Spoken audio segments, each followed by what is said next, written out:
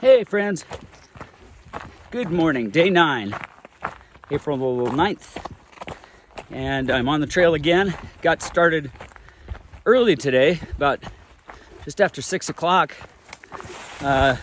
in preparation for a big day, about 24 miles, including a little side trek to get into the town of Idyllwild. That's where I plan to go tonight, and maybe even sleep in a real bed. We shall see. The big news with that is tomorrow I am joining up with my sister-in-law Michelle, who is lots of fun, and I've been really looking forward to this. She's going to join me for about an 8 to 10 day stretch, whatever it turns into, from Idyllwild to Wrightwood. So we're passing through Big Bear on that trip as well. Yeah, well, last night I had a great campsite. A couple other guys rolled in, and I think there were 4 of us in a very large dispersed campsite. And there are a lot of those where you hardly even know somebody else is there. They're spread out nicely. Okay, well, first stop today, in about 2 to 3 miles, is, I think it's called Canyon Spring. It's a mile off trail, but I'm gonna need the water to get through today. All right, that's it for now. I will see you up the trail.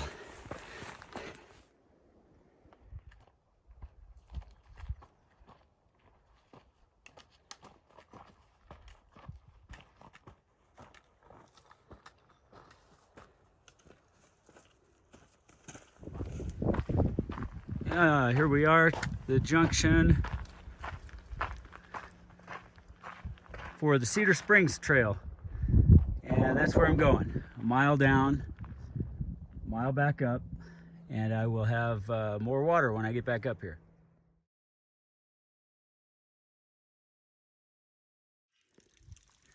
Wow, this place really is an oasis. You know, as you're walking down here, it's a mile of dry, exposed slope, and then here's this little canyon, the Cedar Spring, and it certainly does have cedars in here, big ones. All right, I'm gonna tank up with water and get back up the hill.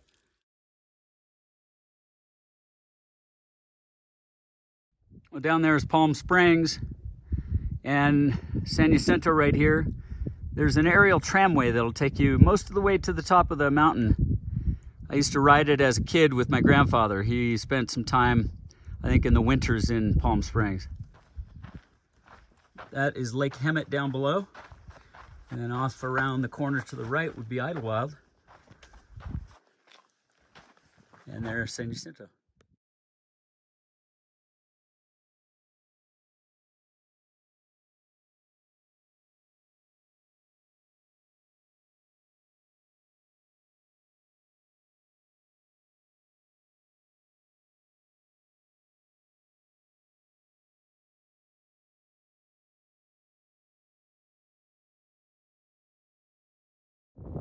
Well, hey there. I am just past the Spittler Peak Trail Junction, and that is used as an alternate to the PCT when conditions are really bad out here, meaning snow and ice.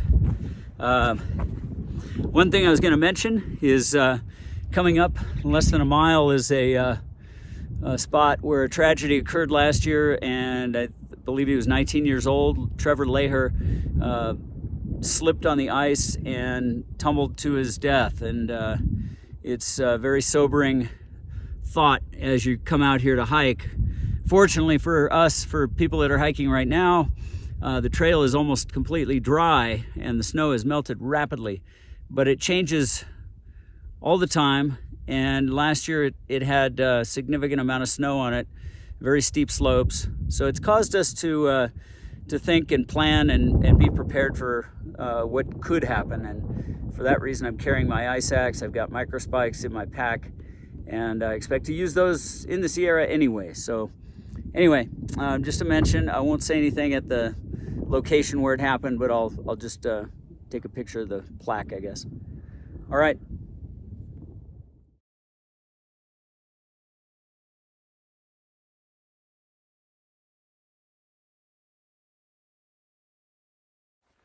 Hey guys, I just passed the monument back there for the spot where Trevor Laher passed away, lost his life last year, and didn't realize it was going to get to me like it did. I think of his parents. I think his dad is Doug. Put out some really useful information for people this year, just basically saying, hey, watch out, you know, and learn to use your equipment and use it well and use it when you need it. What a tragedy. Just, I know it happens every once in a while, but you walk by a spot like that and it just gets you in the gut.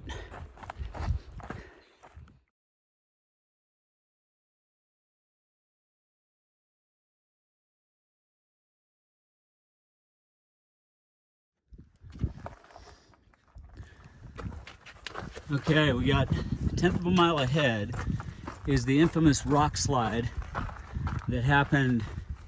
Oh, it's right here. Okay, so this rock slid down and made it difficult to get around, but somebody strung a climbing rope up there, which is nice, and I'm gonna go around it.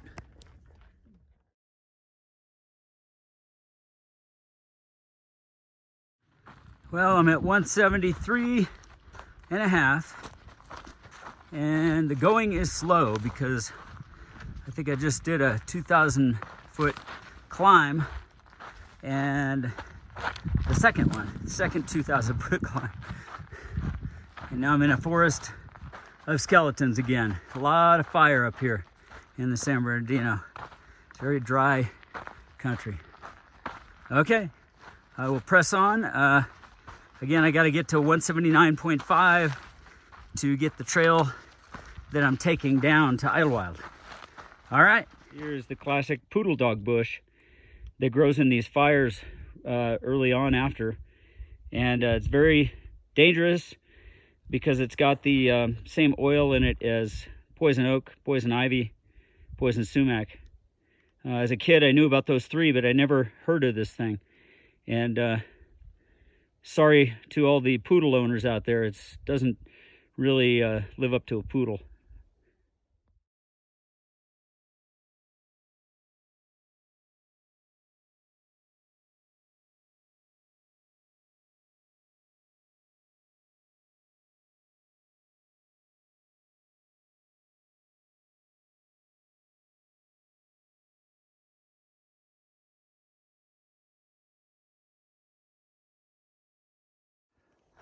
Wow, I'm glad to see this sign. Did not realize that the past 3 miles we're going to be walking through snow. So it's melting off down here because I'm much lower. But I've got 2.5 miles to get to Idyllwild, or to get, to the edge of Idyllwild, and hopefully a shuttle in to downtown. Can't wait. All right, take care, guys. Well, I got to tell you, as I head down this trail to Idyllwild, that means I just left the PCT and I did 19.5 miles today. And it was the most brutal 19.5 I've ever done anywhere. There were some major elevation gains. And then to top it off, the last 3 miles on the north side of Apache Peak was just in snow, heavy snow. And of course I hiked it in the afternoon, so it was melting like crazy, and post hole through and all that. So just leaving the snow now as I come down in elevation. But I know I didn't get the peak elevation, but I know I was, several times I checked and I was well over 7,000 feet. I mean, it wasn't bad, but it could have been easier. Okay, take care.